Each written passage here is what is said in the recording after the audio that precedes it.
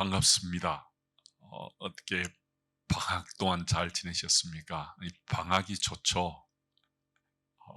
인도자로 사역하는 것도 참 좋을 수 있지만은 항상 우리들에게는 조금 쉴 수 있는 쉼이 필요하고 방학이라는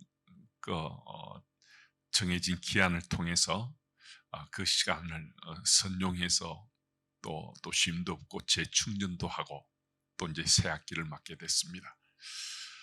이제 겨자씨 가족들과 이제 방학 마치고 이제 대면에서 만나게 되실 터인데요. 어떻게 지내셨는지, 우리는 지내는 가운데 우리 묻고 싶은 거 있잖아요. 하나님 말씀이 우리 속에 어떻게 역사하시는지, 또 말씀 붙잡고 살면서 기쁜 일, 감사한 일, 즐거웠던 일, 또 행복했던 일, 그런 얘기들 나누고, 또 말씀 붙잡고 살고자 했는데 그게 잘 안 돼서 또 실망하고 또 실족한 일도 있을 수 있는데, 그런 얘기도 함께 나누어서 하나님께서 지금도 나와 동행하시고 내게 은혜 베푸신 하나님이라는 사실들을 좀 풍성하게 나누면서 기자씨 모임의 문을 열면 참 좋겠습니다. 그래서 오늘 이사야 43장 1절에서 7절 말씀을 본문으로 해서 왜 하나님이 나에게 목을 매시는가 하는 주제로 말씀을 같이 나누도록 하겠습니다. 먼저 은혜가 존재 이유요 삶의 방식이라는 소타픽으로 같이 나눌 텐데요. 1절 말씀을 제가 읽습니다. 야곱아, 너를 창조하신 여호와께서 지금 말씀하셨느니라. 이스라엘아, 너를 지으신 이가 말씀하셨느니라. 너는 두려워하지 말라. 내가 너를 구속하였고 내가 너를 지명하여 불렀나니 너는 내 것이라. 아멘. 이 야곱은 하나님께 참 사랑받는 자였습니다. 그래서 하나님은 그에게 이스라엘이라는 이름을 주셨습니다. 야곱은 처음에는 속이는 자의 이름을 가졌잖아요. 그런데 하나님께서 속이는 자의 삶을 살았던 그를 긍휼히 보시고 은혜 베푸셔서 야곱의 이름이 이스라엘로 바뀌게 되고 그의 삶도 송두리째 갈아엎어져서 이스라엘로 살아갈 수 있는 길이 열리게 됐습니다.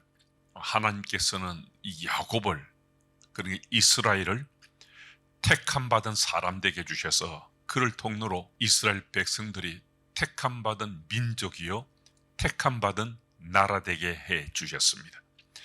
그것은 하나님의 은혜였는데요, 이런 은혜 입은 이스라엘은 그 은혜가 그들의 존재 이유고 그 은혜가 그들의 삶의 방식이 되어야만 했습니다.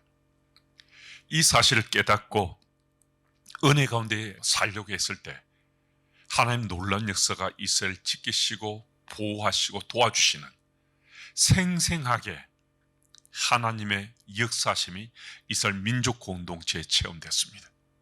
그런데 그들이 그 사실을 잊어버리거나 그 사실을 외면해 버렸을 때는 그들이 하나님께 택함받은 백성이었음에도 그들은 징계받고 때로는 심판받고 고통과 실은 환난 가운데 그들은 살 수밖에 없었습니다. 하나님께서는 그 이스라엘을 오늘 이 본 말씀을 보면 어떻게 구속하셨는지 또 그를 지명하여 부르셨는지 말씀 주시고, 그 과정 속에 하나님께서 이스라엘을 내 것이다 라고 말씀 주시는 그 현장을 우리가 함께 살펴봅니다. 그래서 하나님께서 이 이스라엘 부르실 때 그냥 부르시지 않으셨어요. 우리는 좀 마음에 드는 사람, 나와 코드가 맞는 사람, 그런 사람들을 우리가 부를 때 정말 우리 마음이 따뜻한 마음으로 우리가 부르잖아요. 그 사람 이름 부르는 자체가 기쁘고 즐거우니까요.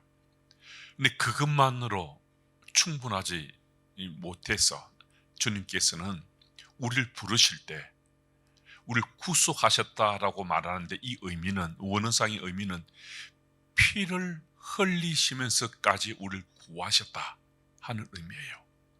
이사야 기자가 이스라엘을 구속하였고 내가 너를 구속하였다는 이 말씀은 피 흘림 없이는 구속함이 이루어질 수 없어서 주께서 피 흘리시면서 이스라엘을 구속하셨다라고 말씀하시고요. 그로 이어서 말씀하시는 지명하여 불렀다는 이것은 아주 깊은 의미가 있습니다. 지명하다라는 이 말씀에 있었어요. 지명해서 불렀다 하잖아요. 이 단어는 소환장을 발부해서 부르다라는 의미가 있습니다. 그러니까 소환장을 발부하면 법적으로 소환장이 발부되면 재판장에 나오지 않을 수 없거든요. 그러니까 반드시 나와야 되는 거예요. 그러니까 우리가 불림을 받았는데 갈까 말까 내가 머뭇거리거나 내가 하지 않겠다고 할 수 있는 게 아니라는 거예요. 소환장이 발부돼서 꼼짝 못하고 부르심을 받은 자 앞에 서야 되는데 그 부르심 가운데 주의 부르심은 지극한 사랑을 그 속에 담고서 마치 소환장을 발부하듯이 반드시 앞에 오라. 그런 의미로 주께서 우리를 지명하여 부르셨다라고 말씀해 주시는 거거든요. 그래서 하나님께서는 이 야곱을 부르시고 너는 내 거다. 하나님께서는 우리도 참 소유욕이 강할 수 있는데요. 하나님은 더 특별하신 것 같아요. 하나님의 소유욕은 우리가 비견 자체가 안 될 만큼 하나님이 택한 백성을 내 거다라고 말씀하신 그 다음은 모든 것을 책임져 주신다는 거거든요. 그러니까 그만큼 하나님께서 내 것이라고 소유한 그 다음에 모든 것에 있어서 어느 누구도 함부로 하지 못하도록 이스라엘을 내 것이다라고 택하시고 품으셨다는 겁니다. 이게 정말 중요합니다. 그래서 이 의식이 분명하면 이스라엘은 딴 길로 가지 않고 곁길로 가지 않고 언제나 하나님 나라의 백성으로 잘 살아냈습니다. 사실 오늘 이 1절 이 본문은요, 제가 청년 시절에 예수님 인격적으로 만났을 때 이사야 41장부터 43장까지 성경 공부하던 바로 그 본문이에요. 제게는 정말 특별하고 의미가 있는 이 본문인데요. 제가 일전에 말씀드린 적 있습니다만은 이제 설교 가운데도 말씀드린 적이 있고 바이블 스터디 하다가도 소그룹 나눔 가운데 이 말씀을 나눈 적이 있는데요. 복음 전하러 군대 병원에 들어왔던 강승금이라는 자매를 제가 만나서 그 자매와 이사야 41장에 43장 말씀을 공부하다가 제가 완전히 꼬꾸라졌거든요. 이 말씀이 제게 100% 믿으셨어요. 이 성경의 작기가 아니고 살아 움직이는 말씀을 제게 믿으셨어요. 그 자매는 굉장히 왜소하고 연약해 보이는데요. 저는 체격이 상대적으로 굉장히 좀 큰 편이고 다른 사람보다 덩치가 있잖아요. 근데 제가 그 자매 앞에 꼬꾸라지면서 제가 눈물 콧물 다 흘리면서 예수님을 인격적으로 만났거든요. 그 이전까지는 제가 물론 신앙생활은 열심히 한 편에 속했어요. 그렇지만은 예수님을 인격적으로 만나는 이 만남에 대한 체험이 없다 보니까 형식적으로 또 열심을 다하고 노력은 했지만은 실제로 예수님의 그 존재, 성령 하나님의 존재 체험을 깊이 하지 못하는 아쉬움과 안타까움이 있었는데 이 자매와 바로 오늘 본문, 그러니까 41장에 43장 말씀을 공부하다가 완전히 제가 깨어지게 됐거든요. 그날 이후에 제가 삶이 조금씩 당장은 아닐지라도 그날 그 사건 이후에 제 삶이 바뀌게 됐거든요. 그래서 저는 단 한 번도 제가 신학을 하거나 또 목회자의 길을 들었을 꿈조차 아니 생각조차 한 적이 없었는데 그날 예수님 인격적으로 만나고 나서 어떻게 앞으로 살아야 될 것인가, 진로를 어떻게 할 것인가 많이 또 고민하고 기도하는 가운데 하나님께서 제게 은혜 베푸셔서 그 은혜 입고 제가 이제 진로를 바꾸어서 신학을 하고자 했어요. 그래서 군대 오기 전에는 제가 영어 선생님이 되고자 학교로 들어갔는데 대학교를 제대하고 나서는 이제 신학을 공부하려고 철학으로 바꿔서 제가 공부를 마치고 신학 대학원을 가서 이제 그 공부를 마치고 제가 이제 목사가 된 거거든요. 그러니까 이 본문은 그냥 정말 특별한데요. 이 말씀이 제게만 어디 믿어지겠습니까? 여러분들에게도 이 말씀이 정말 꼭 믿어져서 주께서 그냥 적당하게 대충대충 우리를 구속하시고 우리를 부르시고 너 내 거야 이렇게 말씀하시는 것이 아니고요. 하나님의 명예를 거시고 주의 이름을 거시고 우리를 부르셨기 때문에 이 말씀 속에 우리도 하나님께 우리 부르신 하나님 본심을 깨닫고 우리도 삶을 걸고 내가 정말 피 흘리신 주로 인해서 내가 구속받았고 소환장을 발부하면서 나를 부르신 주님의 부르심에 내가 그 콜링에 내 삶으로 내가 화답해야겠다. 그래 나는 이제 세상 것이 아니고 주의 것이다 하는 이런 의식 가지고 우리가 믿음의 삶을 좀 잘 살아내는 우리 인도자들, 또 우리 인도자들과 나누는 우리 교회 가족들이 다 됐으면 참 좋겠습니다. 오늘 또 두 번째는 택하신 백성을 지키시는 하나님이라는 서타페인데요. 2절 말씀을 우리 같이 읽습니다. 2절입니다. 내가 물 가운데로 지날 때에 내가 너와 함께 할 것이라. 강을 건널 때에 물이 너를 침몰하지 못할 것이며 내가 불 가운데로 지날 때에 타지도 아니할 것이요 불꽃이 너를 사르지도 못하리니. 아멘. 1절 말씀에서 우리가 살펴본 것처럼 하나님께서는 야곱을 내 것이라고 하셨잖아요. 그러니까 하나님께서는 야곱을 내 소유다. 야곱은 하나님의 소유가 된 거거든요. 하나님 소유가 된 이후에는 하나님께서는 그를 지키시고 보호하시고 인도하세요. 그런데 오늘 이 구절 속에 물, 강, 불꽃은 고난의 때를 상징하는데 어떤 고난이 닥치더라도 시련과 환난 속에 빠지더라도 하나님께서 지키신다는 거예요. 내 것이니까, 내 소유가 됐으니까 소유의식이 굉장히 강하다고 말씀드렸잖아요. 그러니까 어떤 시련과 환난이 있어도 내 것 된 이스라엘은, 내 것 된 야곱은 반드시 지킨다. 어떤 불이나 강이나 물이 닥치더라도 사로잡더라도 휘감더라도 내가 지킨다. 주께서는 택하신 백성을 지키신 하나님으로 역사하신다는 것을 분명히 밝혀주십니다. 그래서 우리가 믿음의 눈을 뜨고 귀를 기울여보면요, 주께서 나를 지키시려고 내 가장 가까운 곳에 계시는 거예요. 여러분, 그 하나님께서 나와 함께 하신다는 이 사실이 믿어졌을 때요, 여러분 마음이 어땠습니까? 저는 주께서 나와 함께 하신다는 이 사실이 믿어졌을 때 감격에서 견딜 수 없는, 내 속에서 우러나는 그 놀라운 내 반응 때문에 내가 놀라게 됐거든요. 주께서 나와 함께 하시는 이 사실이 감당할 수 없는 은혜인 거예요. 나 같은 사람에게 주께서 지금 함께 하시면서 내게 믿어졌거든요. 그 사실이 믿어지니까 어찌할 바를 모르겠더라고요. 그런데 우리가 믿음의 눈을 뜨고 귀를 기울여 보면요, 주께서 지금 내 가장 가까운 곳에 함께하고 계시다는 이 사실을 우리 모두는 깨달을 수가 있어요. 그런데 우리가 여러 가지 다른 일들의 마음도 뺏기고 생각도 빼앗기다 보니까 믿음의 눈을 잘 못 떠요. 귀도 잘 기울이지 못해요. 그건 주께서 우리 함께 하시는 것을 눈치채지 못하는 거죠. 그리고 하나님께서 왜 나 여기 있으라고 더 뚜렷하게 선명하게 정체를 드러내시면 좋은데, 하나님께서는 정체를 선명히 드러내시기보다는 사실 마치 숨어 있는 것처럼 우리 삶 속에 가까이 계시면 역사하시거든요. 여러분, 주께서 숨어 계시든 또 정체를 희미하게만 보여주시든 간에 하나님 본심은 똑같아요. 여러분에게는 제게든 하나님 본심은 똑같아요.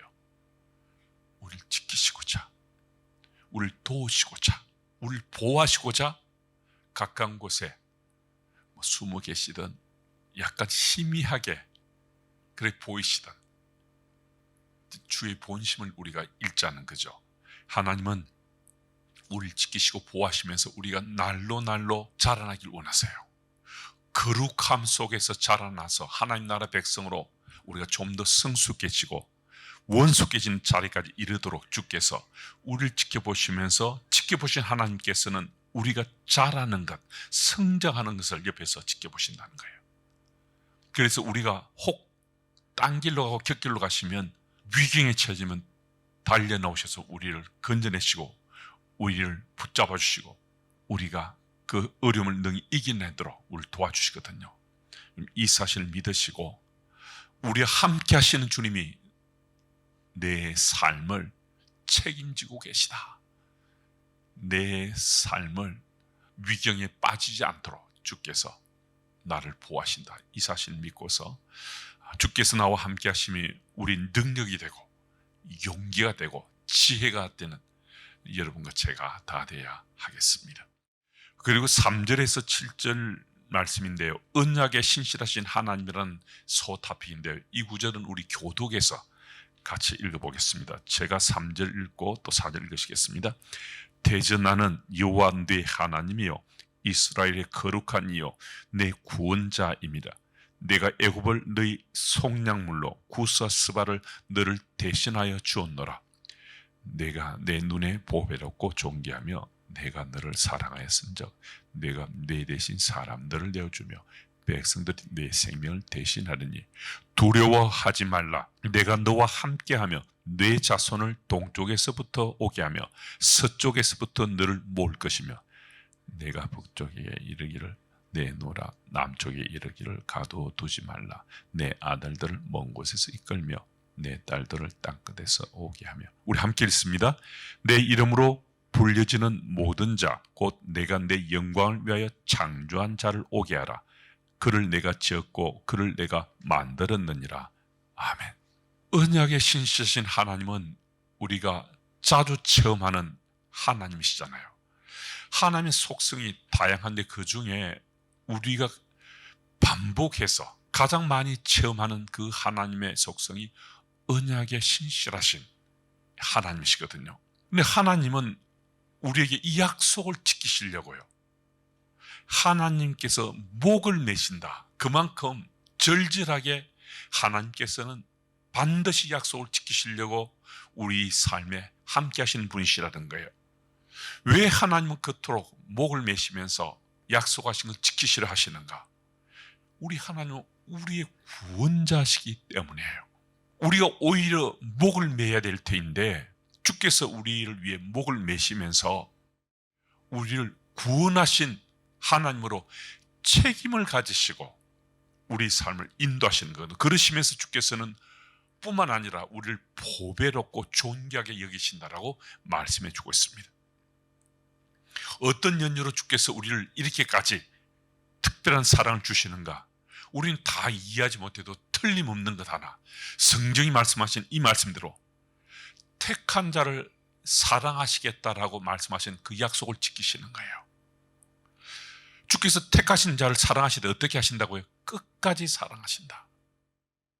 끝까지 사랑하신다 하니까 약속하신 것에 언제나 신실하신 하나님이시라는 거거든요.